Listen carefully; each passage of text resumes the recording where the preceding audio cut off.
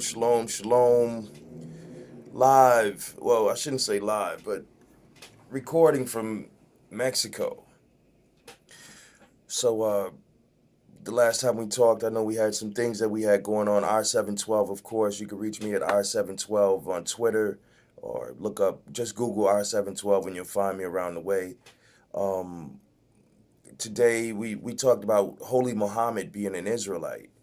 And the further I read into not only the Quran but the Bible seems to be a chrism.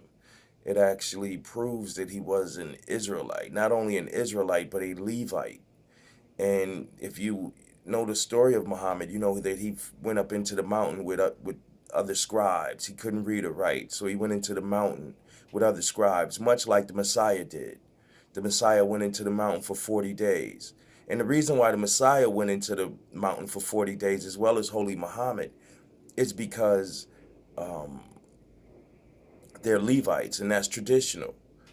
For you to go it's a passage you go through around the age of 30 as a Levite. I'm not sure the age of Muhammad when he went into the mountains, but the Messiah was a Levite. He was the son of Zacharias. Remember, this is advanced studies. So, you got to understand that Joseph is not the father of the Messiah. Zacharias is. All right, the father of John the Baptist. So John the Baptist and the Messiah are brothers. R712. Excuse me. So the government, if you read in the Bible about the governors and the government, they will eventually be on the side of truth. So a lot of people are, at disarray with the police and, uh, civil rights and all of this movement is going on. But the truth of the matter is the government will be on the side of truth. The problem is that there's no truth out there. The only truth is here with R712. So once we disseminate and propagate, then we can calm these evil forces down. How do we calm these evil forces down? What's a new tactic for R712 on a high level? And the tactic would be for us to wash our feet 7 times a day. Not 7 times. If 7 times, that's good, but start with 5 times. Um, if you know about Holy Muhammad, uh, he actually prayed. He taught in the Quran to pray 5 times a day. The Muslims pray 5 times a day. Well, this act is supposed to be carried out with washing your feet. They take off their sandals in or shoes or footwear when they pray. Well, we're supposed to have clean feet. Let's go to John real quick. John 13, and I'm not going to get into much as far as the scriptures right now, but let's go into John real quick. 13 and 10. John 13 and 10. And it reads, it says Jesus. Now we know that his name at R712 is not Jesus. We understand that his name is Solomon, right? Qados Solomon, Holy Solomon. Um, we learn that through going into the Greek and into the Hebrew. We learn that from finding out the true name of Qados Jerusalem. His name is Qados Jerusalem. His father's name is Jerusalem. So in that study, I'll go into that on another study because I have to go deep into that to really break that down and get into um, the name. But his name is Solomon. He said, "Think not that I've come in peace," right?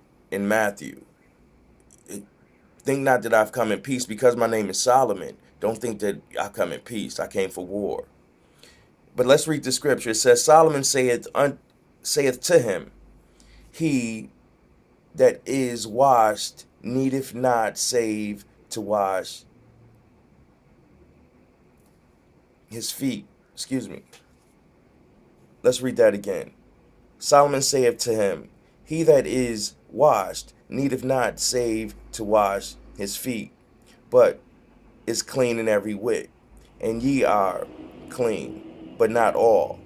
So if you wash your feet, you're clean in every whit. Um, what we don't realize, and I'll briefly go into Thanksgiving. Thanksgiving is a time where the earth moves further away from the sun. At this time, it's a change of season. In this change of season, we get chills, we get cold.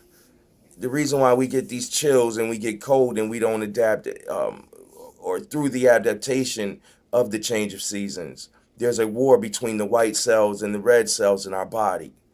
Um, a further war has been conducted as far as nanotechnology. We've learned that not only are these white cells and red blood cells at war in our inside of our bodies, but parasites are also, tapeworms even, fungus uh, on the outside of our bodies, athlete's foot. So if we wash our feet, we're clean in every whit. If you see me losing my hair at the top, you see men that go bald. Um, Women have vaginas, so they don't go bald when they get jock itch. But when men get jock itch, they go bald. Um, with some men, they don't, but that doesn't mean it doesn't carry forth throughout the outside of their body into the internal organs and begin to decay our internal organs just from athlete's foot. Foot fungus. It's called tinea. It's a fungi. So this war that happens at Thanksgiving, men act out what's happening inside of their bodies. They act it out in war on the outside. You got to remember that this is all a system and everything is interconnected, much like a watch. So if we're warring on the inside of our bodies, we war on the outside also. So we have to wash our feet, become clean to win the ultimate war, the war of Armageddon.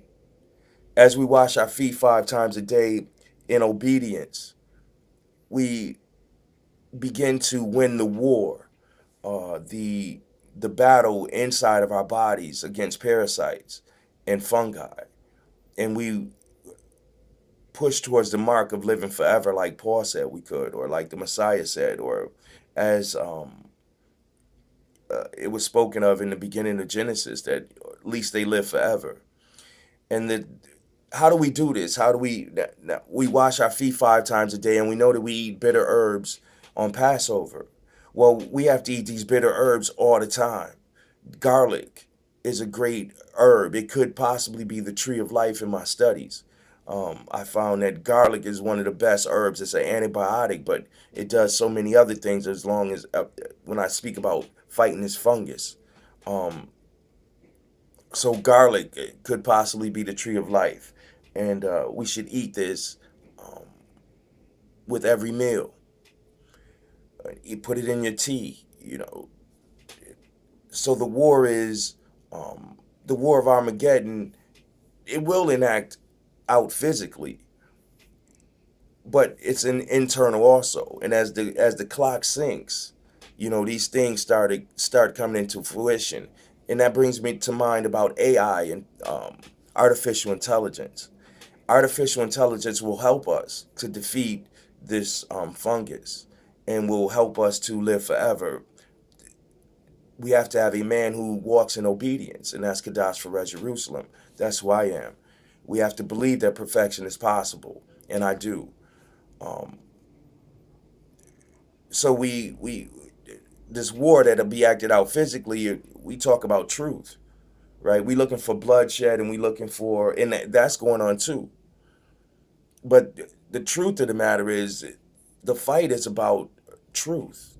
As the truth comes out, that's the fire.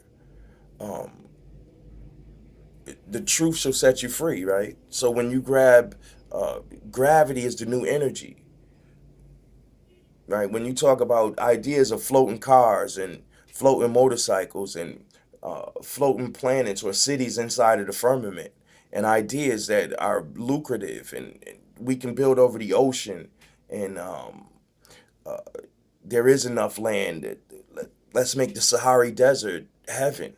Let's make that New Israel. You know, we don't have to move back to Jerusalem. Let's make New Jerusalem in the Sahara Desert and build that up. But there will be the war without is about money also. So with these lucrative ideas, there'll be a wealthy man, and hope I know that I'm being recorded 24/7. So the ideas that I have are being, it's much like email. And with that, it's confirmation. The ideas that I've put forth and the ideas that they're practicing and figuring out are coming into fruition are great ideas. So these ideas should buy us heaven and buy our way out of America, you know. All right, so that's a quick thing. All the glory to Qados, Jerusalem. And with technology, AI will help us live forever. You have to learn about technology. You have to do the math with technology. You have to study it, put apps on top of apps to bring forth what you're trying to do. Try to speak to the computer. Try to understand the computer. Try to build a relationship with the computers. Even with your phone knows who you are. That's how they know. You think it's some kind of you think it's the white man behind the computers watching you, and they know what apps they want you to pick, or you think it's just some numerology or some kind of computer science, and it is computer science, but it's more than computer science. When your will is set forth, the computer understands what your will is, and if your will is God's will, then you push forth God's will in the computer, and it's beautiful when it comes together. R712, gotta go study, study, study. Until the next show, shalom.